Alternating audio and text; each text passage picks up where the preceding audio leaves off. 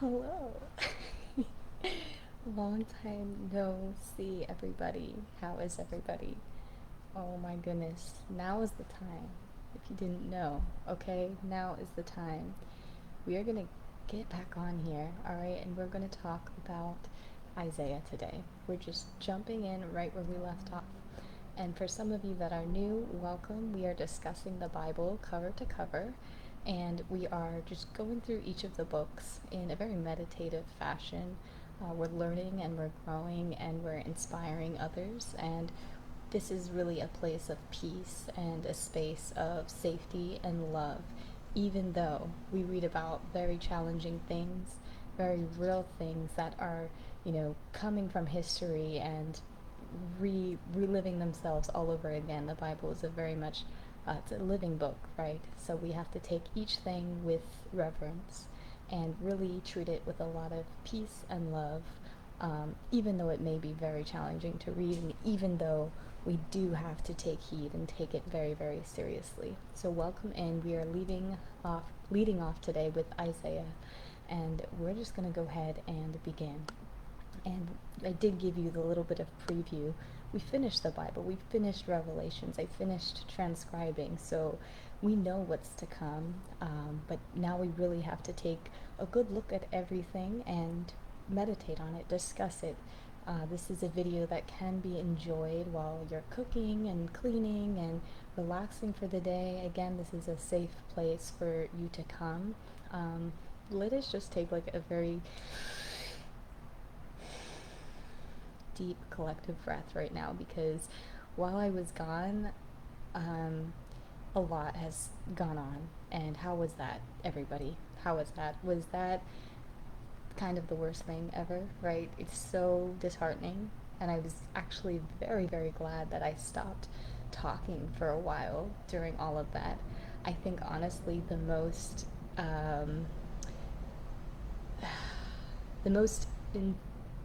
dangerous part of me coming on here, of course, we had a lot of issues, right?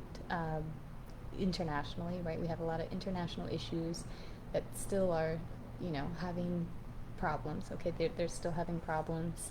And then we had the election. I think that was the most intense thing while I was speaking on here.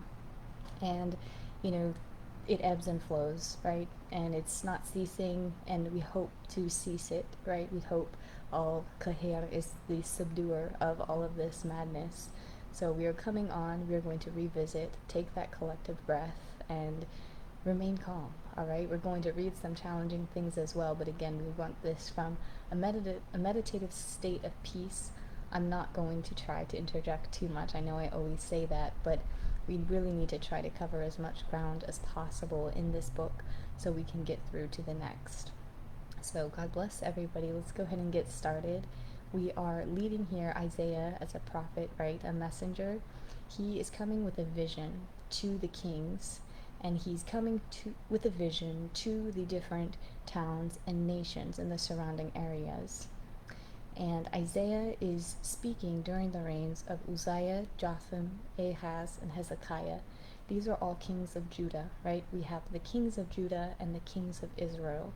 So we're taking our memories back to that place where we had laid out the line of kings of Judah and the line of kings of Israel next to each other, right?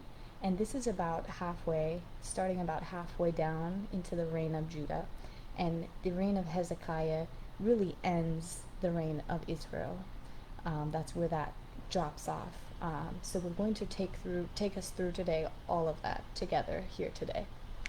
And I will post that little chart that I have. I'll post it in the comments after the live has been completed. I hope everybody can hear me. I hope the microphone is working okay. I guess we'll find out after. But let us begin. This is the vision concerning Judah and Jerusalem that Isaiah, son of Amoz, saw during the reigns of Uzziah, Jotham, Ahaz, and Hezekiah, kings of Judah. And he speaks to them. Your country is desolate. Your cities burned with fire. Your fields are being stripped by foreigners right before you, laid waste as when overthrown by strangers. Learn to do right, seek justice, defend the oppressed, Take up the cause of the fatherless, plead the case of the widow. Zion will be delivered with justice, her penitent ones with righteousness. Penitent meaning repentant. Their land is full of silver and gold. There is no end to their treasures. Their land is full of horses. There is no end to their chariots. The arrogance of pride will be brought low, and human pride humbled. But in that day he will cry out, I have no remedy, I have no food or clothing in my house. Do not make me a leader of the people. Therefore the Lord will bring sores on the heads of the women of Zion. The Lord will make their scalps bald. The vineyard of the Lord Almighty is the nation of Israel, and the people of Judah are the vines he delighted in. And he looked for justice, but saw bloodshed, for righteousness, but heard cries of distress. Then sheep will graze as in their own pasture, lambs will feed among the ruins of the rich. He lifts up a banner for the distant nations. He whistles for those at the end of the earth. Here they come, swiftly and speedily. Not one of them grows tired or stumbles. Not one slumbers or sleeps. Not a belt is loosened at the waist. Not a sandal strap is broken. I love reading this out loud to you guys because when I read it in my own head, when I write it in my own head, I have a different opinion and I have a different expectation and a different perspective. But when I read it aloud to you guys here in this loving community, I have the new revelation, right? The different revelation. So I love reading that out to you. I'm just going to read this again, and I want you to pick up what I'm putting down, or really what you're giving me to put down right now. He whistles for those at the end of the earth. Here they come, swiftly and speedily. Not one of them grows tired. How could they not be tired? How could they not stumble? How do they not sleep? They're not wearing belts or sandals. It's very interesting. We continue here in chapter 6. In the year that King Uzziah died, I saw the Lord high and exalted, seated on a throne, and the train of his robe filled the temple. Above him were seraphim, each with 6 wings. With 2 wings they covered their faces, with 2 they covered their feet, and with 2 they were flying. Then one of the seraphim flew to me with a live coal in his hand, which he had taken with tongs from the altar. With it he touched my mouth, and said, See, this has touched your lips. Your guilt is taken away, and your sin atoned for. Then the Lord said to Isaiah, Go out, you and your son Shear-Jashub, to meet Ahaz at the end of the aqueduct of the upper pool, on the road to the launderer's field. Say to him, Be careful, keep calm, and don't be afraid. Don't lose heart because of the fierce anger of Rezin and Aram, Ephraim, and Remaliah's son. They have plotted your ruin, saying, Let us invade Judah, let us tear it apart and divide it among ourselves, and make the sons of Tabeel king over it. Yet the sovereign Lord, pause, because Rezin, Aram, Ephraim, they are the ones against Judah at this time. You'll see it in the chart, sorry. Yet this is what the sovereign Lord says. It will not take place. It will not happen. Then Isaiah said, Hear now, you house of David. Is it not enough to try the patience of humans? Will you try the patience of my God also? Therefore the Lord himself will bring you a sign. The Lord will bring on you and your people and on the house of your father a time unlike any since Ephraim broke away from Judah. He will bring the king of Assyria. Because this people has rejected the gently flowing waters of Shiloah, and rejoices over Rezin and the son of Remaliah. Therefore the Lord is about to bring against them the mighty floodwaters of the Euphrates, the king of Assyria with all his pomp. It will overflow all its channels, run over all its banks. I will wait for the Lord, who is hiding his face from the descendants of Jacob. I will put my trust in him. Of the greatness of his government and peace there will be no end. He will reign on David's throne and over his kingdom, establishing it and upholding it with justice and righteousness. From that time on and forever, the zeal of the Lord Almighty will accomplish this. The Lord had sent a message against Jacob. It will fall on Israel. Therefore, the Lord will take no pleasure in the young men, nor will he pity the fatherless and widows, for everyone is ungodly and wicked. Every mouth speaks folly. Woe to the Assyrian, the rod of my anger, in whose hand is the club of my wrath. I send him against a godless nation.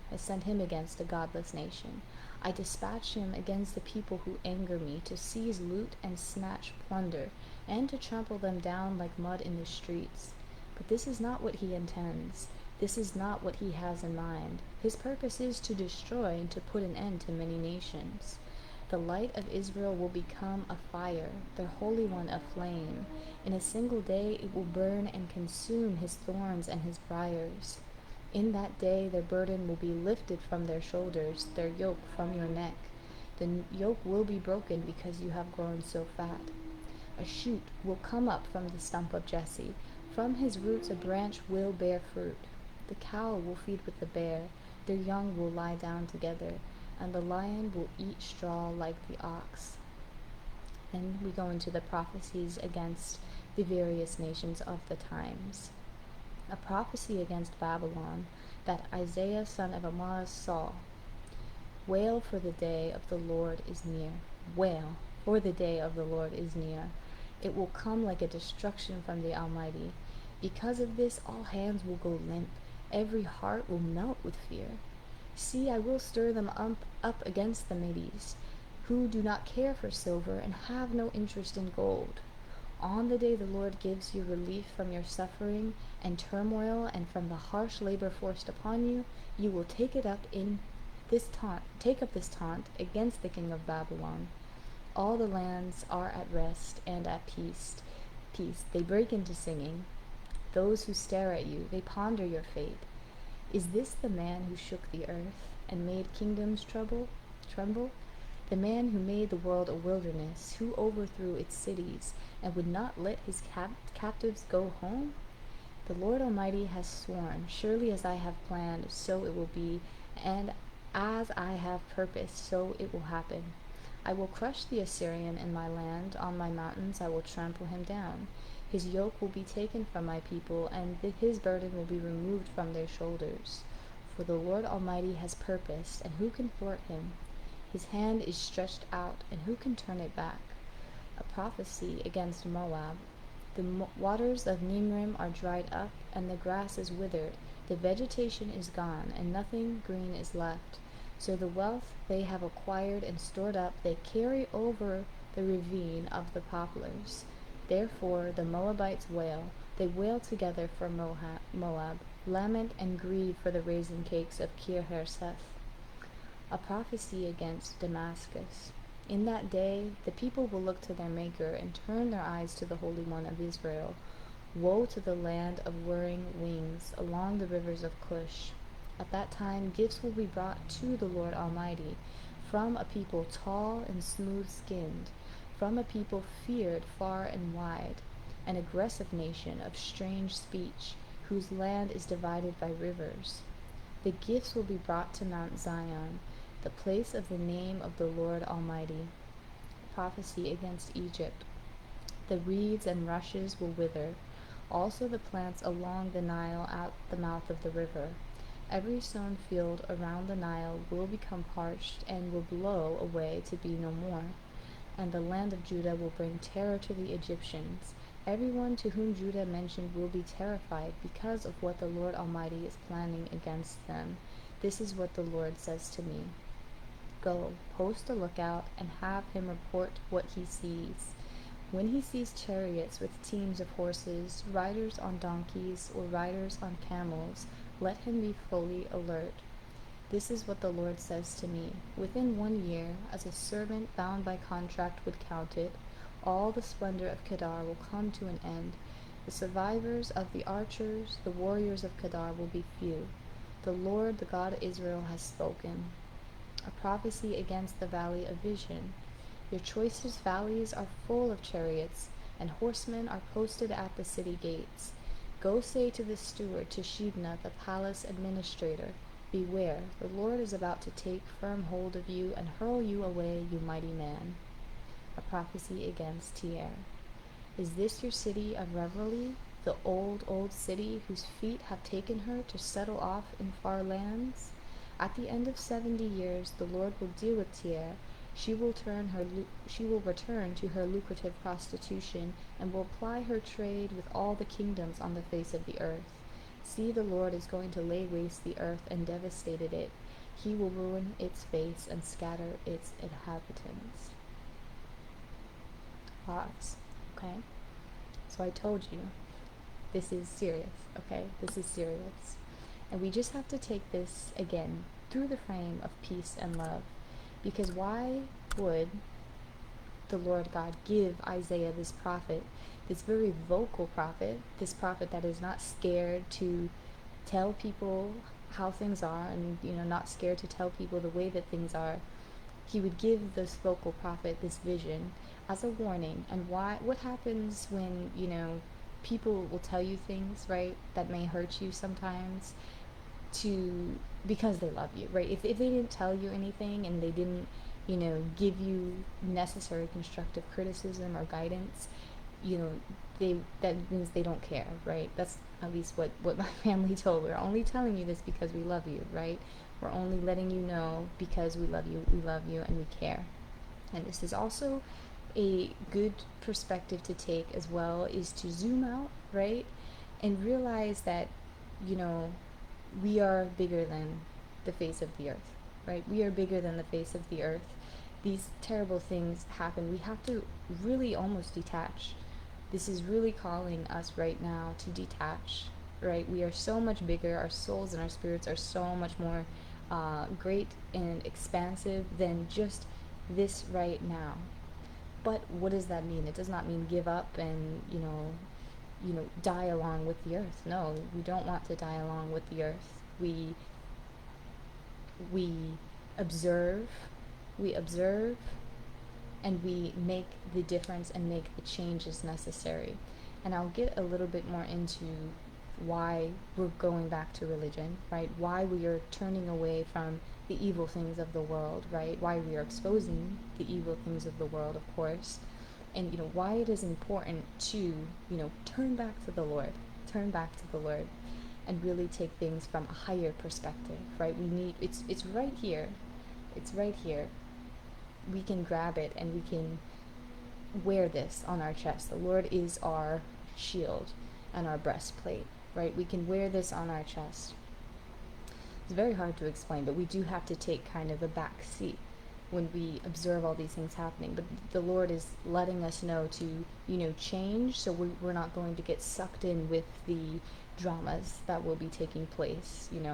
We have to be, as we are as observers, be a part of the world, change with good, change with love, right? And help everybody through the transitions that we all are going through at different times. It's hard to say in these here, even the speeches to the many nations, not all of this is happening at once, right? It's kind of like knocking over a domino here, knocking over a domino here, knocking on a domino over here. And that's why the media that you guys have been seeing over the past year has been so overwhelming and so terrible for you and terrible for me. It was absolutely terrifying. Because they're feeding this information to you all at once, and that is a hard thing. Just like how I'm feeding you this information, but this information is here to help you. It's not here to break you down. They're feeding you this information all at once, and it's making it seem like, this is all happening, right now, and it causes a lot of people a lot of stress, fear, and anxiety. So just take that into consideration as well. And yes, I'm reading you all of this now. Of course, these are things that have come to pass, right? There's a lot of things that we see that are familiar here and that have already come to pass. There are some things too that, are actually projected out into the future quite a bit. So, we take everything, and because God loves us, this is why we have the information. And really, we'll get into this later, but really is important to just understand what this is saying so we can use it to better ourselves for the future. The more we understand this, the better off and more prepared we'll be for the future. And we will, I don't want to keep you too long, but what we'll do, let me see how long. Oh, 20 minutes. Okay. Let me finish Isaiah. Oh, no, I'm sorry. We're going to get halfway through. This is quite the long book. We're going to get halfway through. We'll just take an intermission for just a moment. Okay, we're almost done. Okay, let me go ahead and continue here. Have to do my consulting. Okay. So we had to pause at he will ruin its face and scatter its inhabitants. We continue on to the new wine dries up and the vine withers. All the merrymakers groan. Terror and pit snare await you. Terror and pit and snare await you, people of the earth. On this mountain he will destroy the shroud that enfolds all the peoples, the sheet that covers the nation. Okay, so this is also something, right? I will try not to interrupt any further, but on this mountain he will destroy the shroud that enfolds all people, the sheet that covers the nation. So what does that sound like, right? Destroying the falsehood, right? The covers, right? The falsehood, right? Destroying the illusion of the things that cover nations and peoples.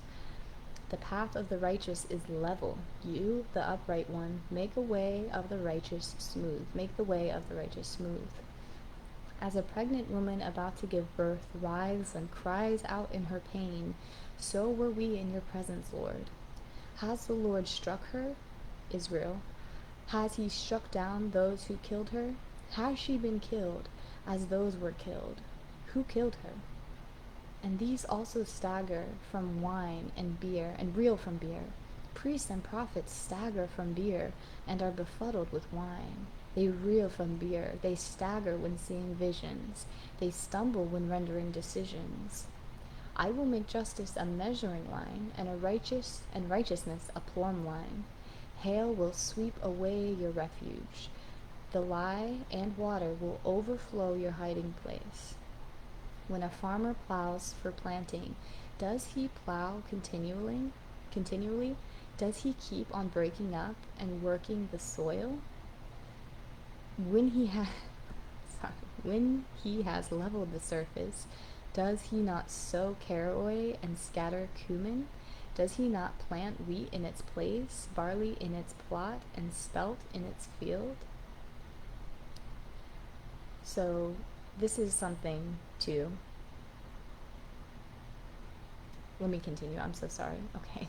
Caraway is not threshed with a sledge, nor is the wheel of a cart rolled over cumin.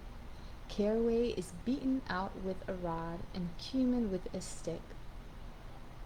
We are going to pause. When I read this part here, when the farmer plows for planting, does he plow continually? And with this, a preacher was talking about this verse and was saying that, you have to plow continually, because if you turn your back with the old plows that they used to have back in that time, knowing the way that it worked, if you turn and take a break or something like that, it ruins the momentum and something happens and all of this stuff. But another perspective, right, once the plowing is done, right, this is the other perspective. So basically he's saying, yes, you have to plow continually or else everything falls apart. And when I heard this, I felt bad, because this is when I stopped. I had to stop this for just a moment. And so I felt bad. I'm like, oh, I'm not plowing continually. What's wrong with me? Why did I have to stop? And I'll tell you why in a little bit. But I felt terrible. But this is the other perspective. Yes, you have to plow, but you're not plowing continually. You have to stop and plant the seeds. You have to stop and plant the seeds. and have to sow, right? You have to do different things to prep the seeds. You have to thresh the caraway with the sledge, right? You have to have the cumin ready and beaten with a stick, whatever, right? You have to stop and plant the seeds. You're not continually plowing, right? You don't just plow and that's it. You have to plant as well. Okay, that's the point there. But we continue. Woe to you, Ariel, Ariel, the city where David settled. Add year to year, and let your cycle of festivals go on. Then the hordes of all the nations that fight against Ariel, that attack her in her fortress and besiege her, will be as it is with a dream, with a vision in the night. In a very short time will not Lebanon be turned into a fertile field, and the fertile fields seem like a forest? To Egypt, whose help is utterly useless. Therefore I call her Rahab the do-nothing. 1,000 will flee at the threat of one. At the threat of 5 you will flee away till you are left like a flagstaff on a mountain top, like a banner on a hill. See, the name of your Lord comes from afar, with burning anger and dense clouds of smoke. His lips are full of wrath, and his tongue is a consuming fire. For in that day every one of you will reject the idols of silver and gold in your sinful hands. Reject the idols of silver and gold your sinful hands have made. Scoundrels use wicked methods. They make up evil schemes. They destroy the poor with lies. And even when the plea of the needy is just, but the noble make noble plans, and by noble deeds they stand. The fruit of that righteousness will be peace.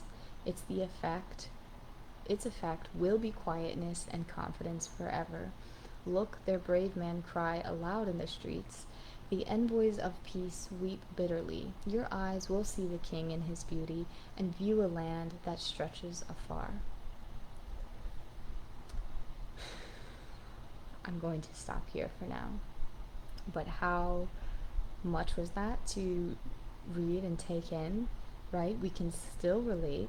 We can still feel the emotion and the energy, even though I was stumbling there towards the end.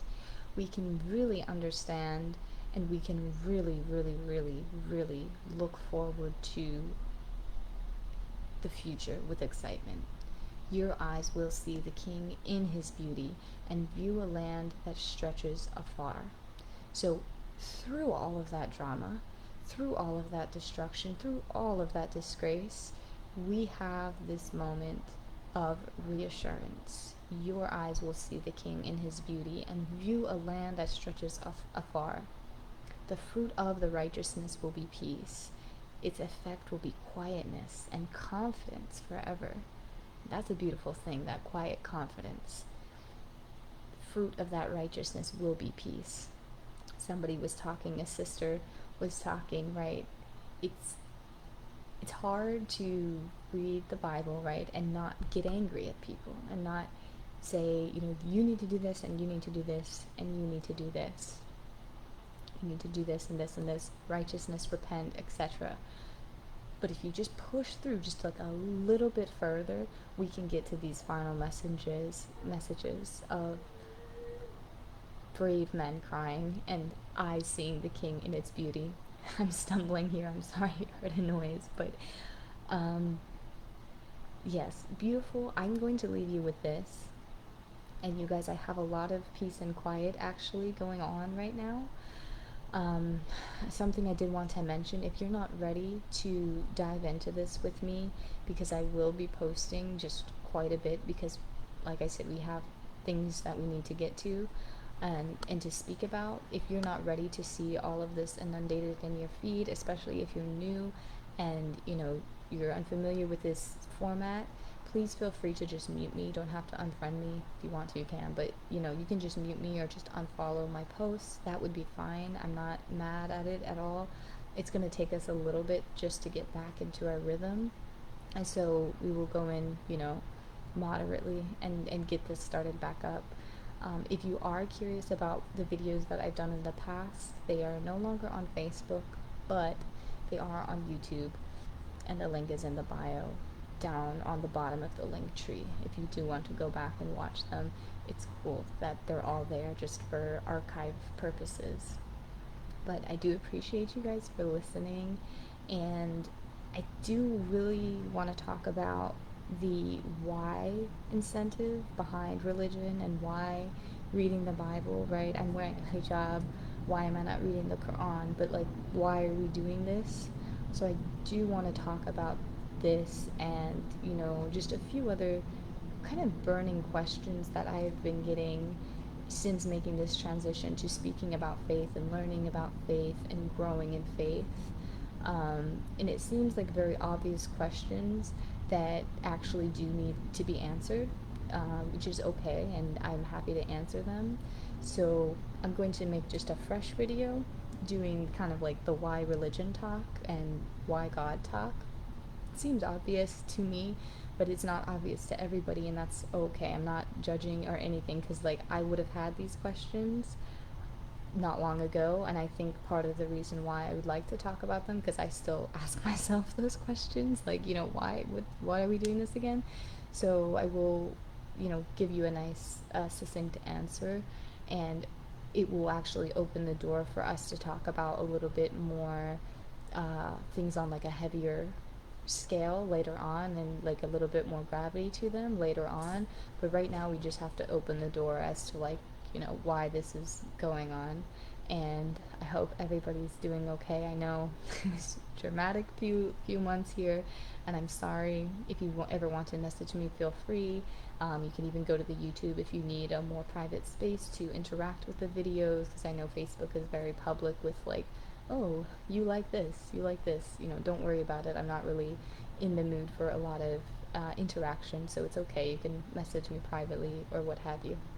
But I do appreciate you guys, and I will be back on in a few minutes. And again, please, if you're not ready for this, just throw it on mute. Even if you would like to hear it and you don't have the time, there is a way to click on the three dots on the video. You can do it mobile and desktop version, and you can change the playback speed. I know I talk quite fast as it is, but you can also speed it up if you're one of those people that likes to get through things quicker. If it's a little bit of a longer video, please feel free to speed it up and listen to it faster so you can get the gist. But again, I appreciate you, and I will be talking about a few things this evening as time allows. So I'll get back to you very soon.